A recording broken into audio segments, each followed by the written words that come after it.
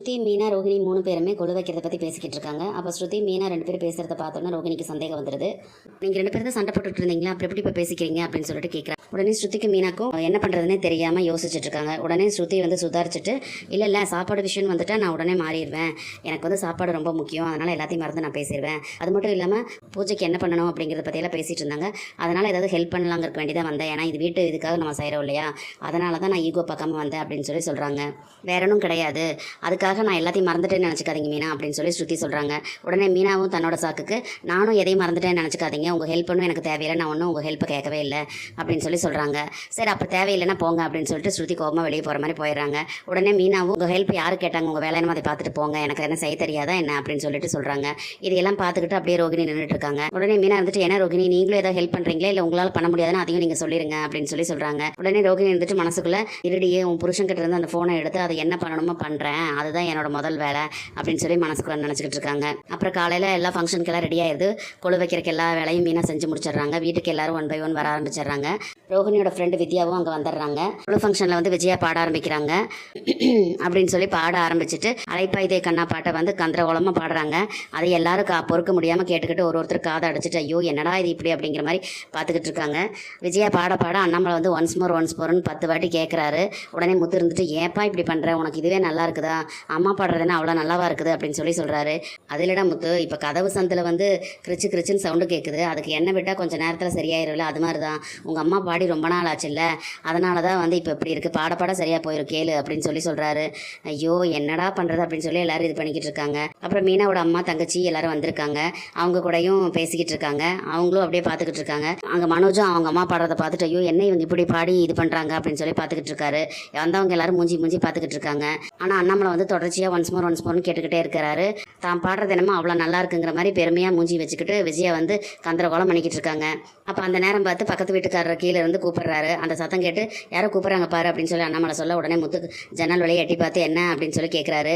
ஏப்பா ஒரு விசேஷம் நடக்குது அப்படிங்கிறதுக்கு வேண்டி இப்படியா அப்படின்னு சொல்லி கேட்குறாரு. ஏங்க என்னாச்சு அப்படிங்கும்போது, பாட்டு பாடுறதெல்லாம் சரி, உங்கள் அப்பா எதுக்கு இப்போ இப்படி பொம்பளை குரலில் பாடுறேன்னு சொல்லிட்டு இந்த மாதிரி பண்ணிக்கிட்டு இருக்காரு அப்படின்னு சொல்லி சொல்கிறாங்க. ஃபங்க்ஷனுக்கு வந்த எல்லாரும் அதை கேட்டு கொள்ளுன்னு சிரிக்கிறாங்க.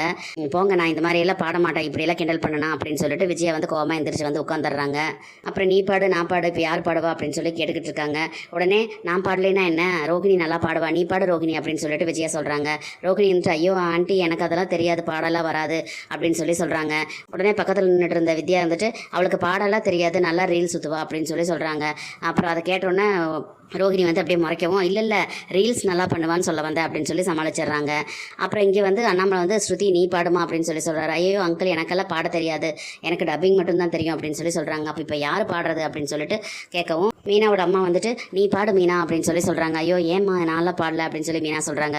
உடனே மீனாவோட தங்கச்சி இருந்துட்டு, அக்கா நீ தான் கோயிலில் நல்லா பாடுவியே, நீ பாடுக்கா அப்படின்னு சொல்லி சொல்கிறாங்க. உடனே முத்து இருந்துட்டு, ஆமாம் மீனா நல்லா பாடுவா, நீ பாடு மீனா அப்படின்னு சொல்லி சொல்கிறாங்க. நான் எப்படிங்க பாடுறது அப்படின்னு சொல்லிட்டு இருக்காங்க. நீ பாடுவா அப்படின்னு சொல்லிட்டு வந்து மீனாவை கைப்பிடிச்சு கூட்டிகிட்டு வந்து மைக் பக்கத்தில் உட்கார வச்சிடறாரு. அப்புறம் மீனா வந்து கீழே வந்து உட்காடுறாங்க. அப்போ விஜயா இருந்துட்டு, பரதம் நல்லா ஆடுற எனக்கே ஸ்ருதி பிடிச்சி பாட முடியல, இவ என்னத்தை பாட போறா அப்படின்னு சொல்லி சொல்கிறாங்க.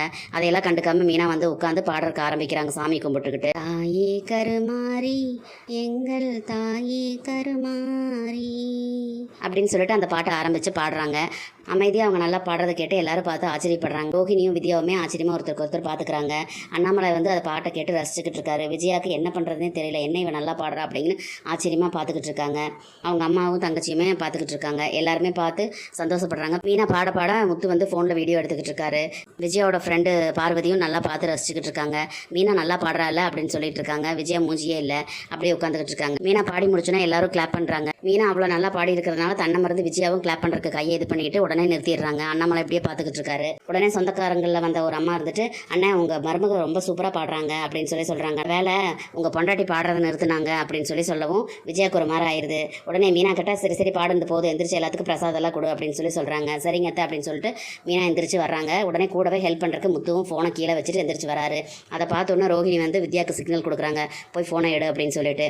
உடனே அண்ணாமலை இருந்துட்டு, ஸ்ருதி ரோஹிணி நீங்கள் 2 பேரும் பிரசாதம் கொடுங்கம்மா அப்படின்னு சொல்லி சொல்கிறாங்க. சரிங்க அங்கிள் அப்படின்னு சொல்லிட்டு 2 பேரும் வராங்க. வித்யா வந்து கரெக்டாக முத்துவோட ஃபோனை எடுத்துடுறாங்க. அதை எடுத்துகிட்டு ரோஹிணி பக்கத்தில் இப்படியே கொண்டு வராங்க. முத்து கரெக்டாக இப்படி திரும்பவும் வித்யாவோட கையில் தன்னோட ஃபோனை இருந்ததை பார்த்தோன்னே, கொடுங்க தேங்க்ஸ் அப்படின்னு சொல்லி சொல்கிறாரு. இல்லை நானே வச்சுக்கிறேன், நீங்கள் வேலை பாருங்க அப்படின்னு சொல்லி வித்யா சொல்கிறாங்க. இல்லை எனக்கு பாக்கெட் இருக்குல்ல, என் பாக்கெட்டில் நான் வச்சுக்கிறேன் கொடுங்க அப்படின்னு சொல்லி டக்குன்னு சுதாரித்து அவர் வாங்கி ஃபோனை வச்சுக்கிறாரு. கைக்கு கிடச்சது வாய்க்கு கிடைக்காம இந்த மாதிரி ஆயிடுச்சு, என்னடி இப்படி மிஸ் பண்ணிட்டோம் அப்படின்னு சொல்லி ரோகிணி சொல்கிறாங்க. அப்புறம் ஃபங்க்ஷன்லாம் நல்லபடியாக முடிஞ்சிருது, எல்லாரும் கிளம்பி போயிடுறாங்க. இங்கே பார்த்தீங்கன்னா ஹாலில் வந்து முத்துவும் மீனாவும் உட்காந்து பேசிக்கிட்டு இருக்காங்க. அப்போ வந்து முத்து வந்து மீனாக்கு காலம்த்தி விட்டுக்கிட்டு இருக்காரு. ஏங்க போதுங்க, எவ்வளோ நேரம் காலம்த்துவீங்க அப்படின்னு சொல்லி கேட்குறாங்க மீனா. அதை கேட்ட உடனே இல்லை நான் வந்து உனக்கு காலம்த்தி விடுறேன், ஒரு நாள் வேலை செஞ்சுருக்கேன், ஆனால் இவ்வளோ டயர்ட் ஆகிட்டியே, இன்னும் 8 நாள் பூஜை இருக்கே அப்படின்னு சொல்லி சொல்கிறாரு. இல்லைங்க, முதல் நாள் தானே இப்போ ஆரம்பிச்சதுனால எல்லா வேலையும் பண்ணுறதுக்கு லேட் ஆயிடுச்சுல்ல, கொஞ்சம் வேலையும் அதிகமாகிருச்சு, அதனால தான் இனி போக போக சரியாயிரும் அப்படின்னு சொல்லி சொல்கிறாங்க. நீங்கள் எனக்கு இப்படி காலை அமுக்கி விட்டுட்டு இருக்கிறத பார்த்தா உங்கள் அம்மா புருஷனை காலை பிடிக்க வச்சுட்டா பாரு அப்படின்னு சொல்லி பேசுவாங்க, பேசாமல் விடுங்க அப்படின்னு சொல்லி மீனா சொல்கிறாங்க. உடனே அதெல்லாம் அவங்க பார்த்தாலும் அதை பற்றி நான் கவலைப்பட மாட்டேன், நீ பேசாமல் இரு, எவ்வளோ நாள் நான் நைட்டெல்லாம் கார் ஓட்டிட்டு வரும்போது நீ எனக்கு காலம் அமுத்தி விட்டுருக்கேன், நான் வந்து உனக்கு இது மாதிரி செஞ்சால் எனக்கு என்ன குறைஞ்சு போயிடும், நான் அமுத்தி தான் விடுவேன் அப்படின்னு சொல்லிட்டு அவர் தொடர்ச்சியாக காலை அமுக்கி விட்டுட்டு இருக்காரு. உடனே முத்து இருந்துட்டு இந்த கொழு பூஜை வேணால் நம்ம 2-3 நாள் குறைச்சிக்கலாமா அப்படின்னு சொல்லி சொல்கிறாரு. ஏங்க 9 நாள் வந்து இந்த விசேஷம் நடக்கிறது, 9 நாளும் அதை பண்ணணும், அப்படியெல்லாம் குறைக்க முடியாதுங்க, புதுசாக செய்கிறதுனால நமக்கு அப்படி இருக்குது, நான் பார்த்துக்கிறேன் விடுங்க அப்படின்னு சொல்லி மீனா சொல்கிறாங்க. அதெல்லாம் சரி, நீங்கள் வந்து எல்லா விஷயத்துலையுமே வந்து கரெக்டாக இருக்கீங்க, ஆண் பெண் பேதம் பார்க்காம சரிசமமாக நடத்துகிறீங்க, எல்லாருக்கும் நல்லது செய்கிறீங்க, ஹெல்ப் பண்ணுறீங்க, எல்லா விஷயத்துலையும் நல்லவராக இருக்கீங்க, ஆனால் உங்ககிட்ட ஒரு விஷயந்தான் தப்பாக இருக்குது அப்படின்னு சொல்லி மீனா சொல்கிறாங்க. என்ன சொல்கிற மீனா அப்படிங்கும்போது, ஆமாம் இந்த குடி ஒன்று தான் இதாக இருக்குது அப்படின்னு சொல்லவும் முத்துக்கு ஒரு மாதிரி ஆயிடுது. என்ன மீனா நீ இப்படி சொல்கிற, கார் ஓட்டுறது டயர்டாக இருக்கிறதுனால தான் எப்போவாவது குடிக்கிறேன், நான் என்ன மொடா குடிக்காரனா அப்படின்னு சொல்லி கேட்குறாரு. உடனே மீனா வந்துட்டு கார் ஓட்டுறவங்களாம் குடிக்கிறாங்களா என்ன, நீங்கள் மட்டும் என்ன இப்படி சொல்கிறீங்க அப்படின்னு சொல்லும்போது, என்ன மீனா நான் என்ன ரெகுலராக குடிச்சிட்டு இருக்கேன், இப்போல்லாம் படிப்படியாக குறைச்சிட்டேன்ல அப்படின்னு சொல்கிறாரு. நீ தான் இப்போ எனக்கு ஞாபகப்படுத்தி விட்றாது அப்படின்னு சொல்லிட்டு, மீனா எனக்கு இப்போ வேற ரொம்ப கைங்காலெல்லாம் ஒரே வழியாக இருக்குது, டயர்டாக இருக்குது அப்படின்னு சொல்லிட்டு கட்டல் விட்டு எந்திரிச்சு அப்படியே நான் கொஞ்சம் ஜாலியாக வெளியே போயிட்டு வந்துடுறேன் அப்படின்னு சொல்லி சொல்கிறாரு.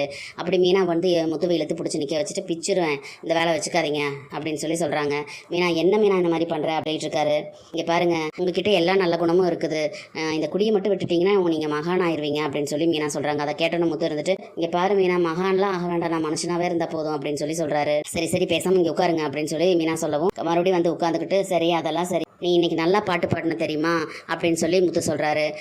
நல்லா சமையல் செய்கிற, நல்லா பூ கட்டுற, நல்லா பாட்டு பாடுற, எல்லா வேலையும் நீ நல்லா செஞ்சுருக்க, நீ ரொம்ப சகலகலா வள்ளி அப்படின்னு சொல்லிட்டு மூஞ்சியில் அப்படி கிள்றாரு.